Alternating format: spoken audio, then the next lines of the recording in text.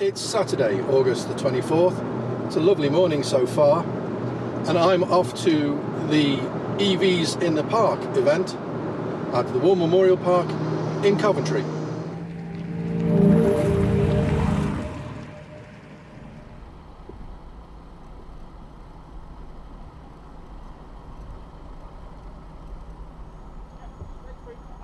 Hazards on, 5 miles an hour.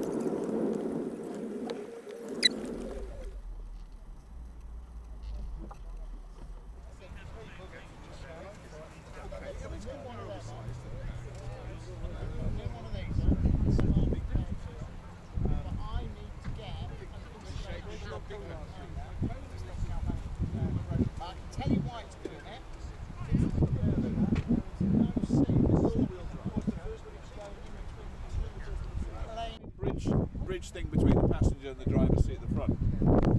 It's a little bit lower down the seats, I've noticed. The coach's got a higher driving position. It's more that SUV. Okay. Yeah, look at that, it's a really low roof, and I've definitely got more headroom. And for somebody who's tall like me, you need it. I quite like a bit of headroom, and I like the higher driving position too. Yeah, I'm not so sure about that screen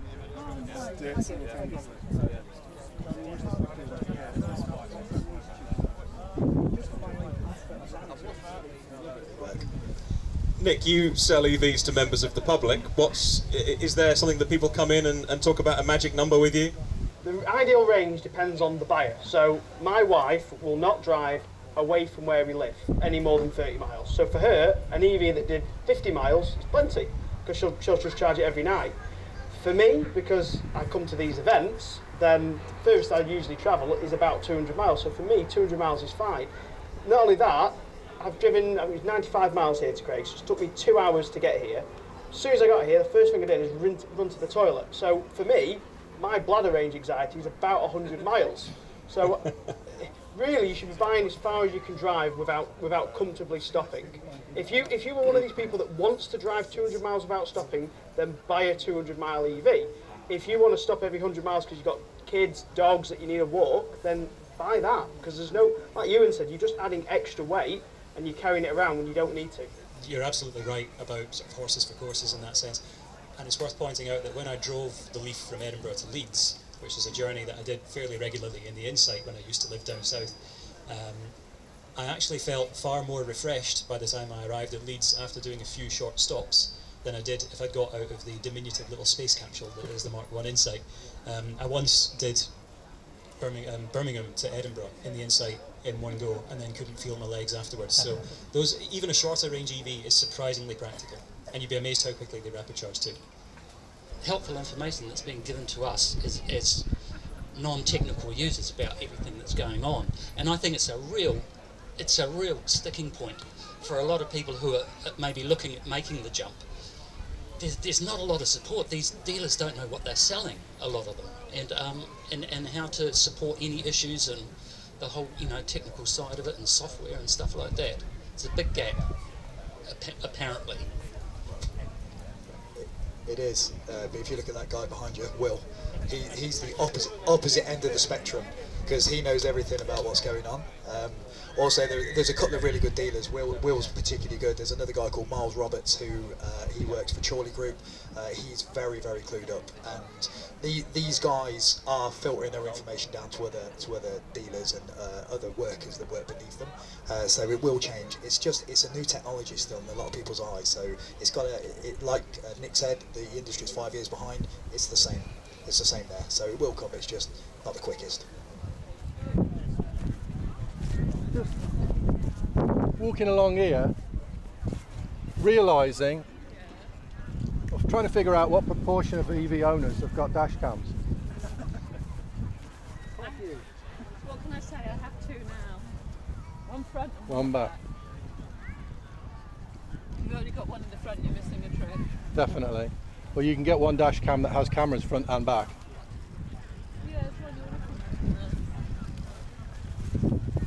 I think it's sensible these days, because police don't believe anything you say. If you've got your evidence, you're nasty. When a half brick fell off the back of a tipper truck, Yeah. skittered along the road and put 100 quid dint Yeah. in the skirt of my Audi, I thought, okay, that's not going to happen again.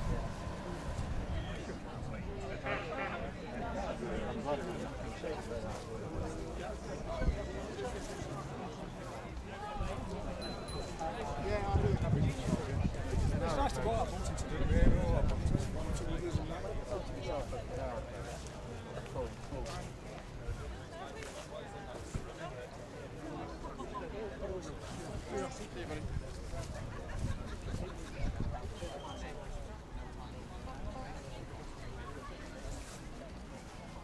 Right, can they hear us? Give us a wave. I can't see him. Oh, there he is. Go and see Richard and the gang. I was at Tesla on the day that Richards picked up his Model 3, one of the very first ones that came into the country. He had tears in his eyes. It's a grown man in tears. I might have made that bit up. He was a very, very happy, very lucky man as well. Who else is here? Sussex EVs and Kent EVs, Oxford EVs are also buying a free cake. And if anyone hasn't tried the vegan cake, you've got to be right. Is it nearly gone? Right, hurry up. And also we've got a company down here selling radio controlled cars and everything. There's no Zoes or Teslas on it. Really? No. Okay, well, we'll work on it for next year. Speaking of which, you've got big plans. Yeah, next year we're going to step it up again. I'm hopefully going for a 2-day event. There could be camping on site, there could be evening do speakers, and the next day a drive for everyone to go and drive the electric cars and of course around eat for lunch afterwards. So keep an eye out for that.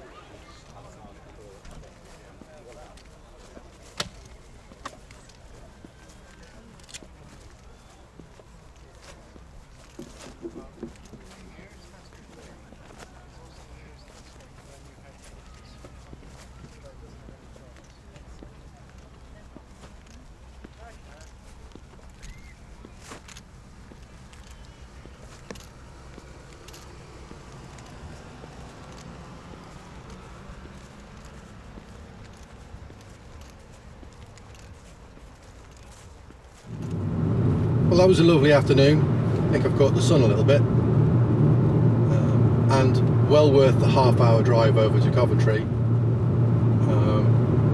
Spoke to a couple who drove their Tesla Model 3 over from Belgium.